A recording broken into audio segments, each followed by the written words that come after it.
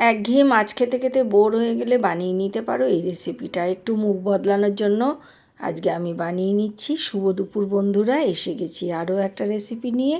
আজকে আমি নিয়েছি পোয়া ভোলা। তো মাছগুলোকে আগে ভেজে তুলে নিয়েছি আর একটা মশলা রেডি করে নিয়েছি।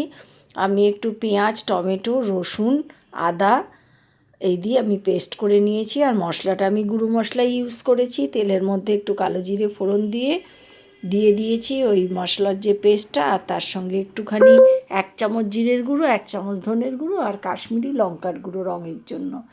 এই দিয়ে ভালো করে মশলাটা কষিয়ে নিচ্ছি। তো মশলাটা এখন তেল ছেড়ে দেবে। আর আমি নিয়ে নিয়েছি একটু গরম জল, অবশ্যই একটু গরম জল দেবে। তো দিয়ে আর মাছগুলোকে এরপরে আমি ছেড়ে দেবো। কড়াইটাকে লো মিডিয়াম হিটে রেখে দেবে। তো একঘেয়ে দেখবে ভালো লাগে না একই রকম রান্না খেতে বা একই রকমের মাছ খেতে। তাই আজকে আমি একটু মুখ বদলানোর জন্য এইরকম বানিয়ে নিয়েছি। তো মাছগুলোকে আমি এখানে ছেড়ে দিচ্ছি আর ফুটতে দেবো আর কিছুক্ষণ ঢাকা দিয়ে দেবো। তোমরা কে কোথা থেকে দেখছো আমাকে অবশ্যই জানিও। আর কার কার এরকম পোয়া ভোলা খেতে ভালো লাগে আর কে কে আমার মতো এইভাবে বানাও আমাকে অবশ্যই জানিও। তো কিছুক্ষণ ঢাকা দেওয়ার পরে এই যে আমার ঝোলটা ফুটে গেছে।